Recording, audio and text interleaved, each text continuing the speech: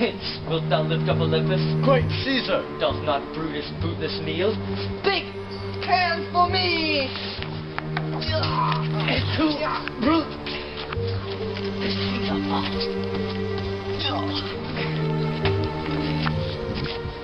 Freedom! Tyranny is dead. Run hence, proclaim it about the streets. Summon the common pulpits, and cry out, liberty, freedom, and enfranchisements. People and senators, be not affrighted. Fly not. Stand stiff. Ambitions. Debt is paid. Where's Publius? Here, quite confounded with his mutiny. Stand fast together, lest some friend of Caesar should come. Talk not of standing, Publius. Good cheer. There is no harm intended to your person, nor to Roman else. So tell them, Publius. And leave us, Publius, lest that the people, rushing on us, should do your age some mischief.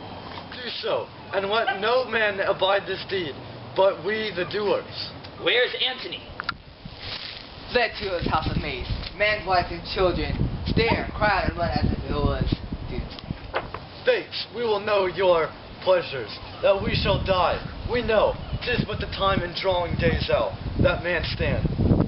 Why, he that cuts off 20 years of life, cuts off so many years of fearing death. Grant that, and then is death a benefit. So are we Caesar's friends, that abridged his time of fearing death. Stop, Romans, stoop and let us bathe our hands in Caesar's blood up to the elbows, and besmear our swords. Then walk we forth, even to the marketplace, and wave our red weapons o'er our heads, which all cry peace, freedom, and liberty. Stoop, then let us wash. How many ages hence shall this our lofty scene be acted over in states unborn and accents yet unknown? How many times shall Caesar bleed in sport? Then now, on Pompey's basis, lies along no worthier than the dust. So oft as that shall be, so often shall the not of us be called the men that gave their country liberty. What shall we forth? Ay, every away. Brutus shall lead, and we shall grace his heels with the most boldest and best hearts of Rome. Soft, who comes here? A friend of Antony's?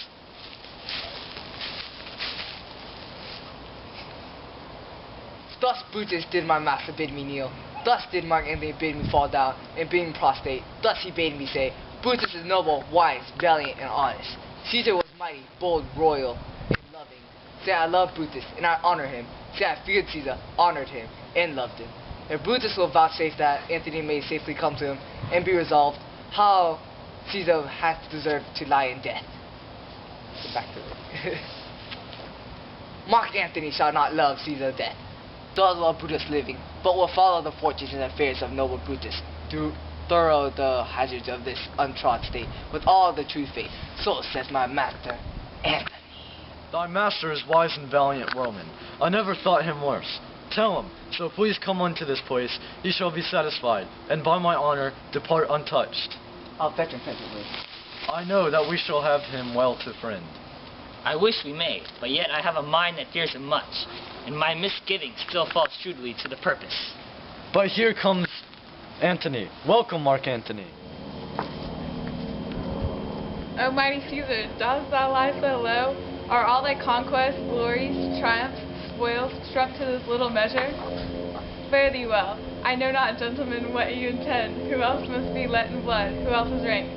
If I, myself, there is no hour fit as Caesar's death hour, nor no instrument of hath that worth as those your swords, made rich with the most noble blood of all this world. If I do beseech ye, if you bear me hard, now whilst your purpled hands do reek in smoke, fulfill your pleasure. Live 1,000 years, I shall not find myself so apt to die. No place will please me so, no mean of death, as here by Caesar, and by you cut off, the choice and master spirits of this age. O Antony, beg not your death of us, though now we must appear bloody and cruel, as by our hands this our present act, you must see we do. Yet see you but our hands, and this the bleeding business they have done. Our hearts you see not, they are pitiful, and pity to the general wrong of Rome. As fire drives out fire, so pity, pity, hath done this deed on Caesar. For your part to our swords have leaden points. Mark Antony, our arms in strength of malice, and our hearts of brothers' temper, do receive you in with all kind love, good thoughts, and reverence. Your voice shall be as strong as any man's in disposing of new dignities. Only be patient till we have appeased the multitude, besides themselves with fear, and then we deliver you to the cause. Why, I, that did Caesar when I struck him, have this proceeded. I doubt not of your wisdom. Let each man render me his bloody hand. First, Marcus Brutus. Will I shake with you. Next, Caius Cassius. Do I take your hand. Now, Decius Brutus. Now yours, Metellus.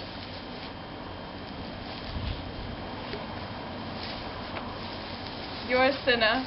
My valiant Casca, yours. Though last, not last in love, your good Trebonius. Gentlemen, all, alas, what shall I say? My credit now stands on such slippery ground that one of two bad ways you misconceive me, either a coward or a flatterer. That I did not love thee, Caesar, oh, 'tis true.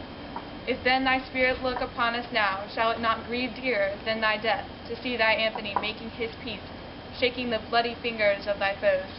Most noble, in the presence of thy corse, had I as many eyes as thou hast wounds, weeping as fast as they stream forth thy blood, it would become me better than to close in terms of friendship with thine enemies. Pardon me, Julius. Here wast thou, bade brave heart. Here didst thou fall, and here thy hunters stand, signed in thy spoil and crimson in thy lake. O world, thou wast the forest to this heart, and this indeed, O world, the heart of thee. How, like a deer stricken by many princes, dost thou lie here? Mark Antony. Pardon me, Caius Cassius. The enemies of Caesar shall say this. Then, in a friend, it is cold modesty.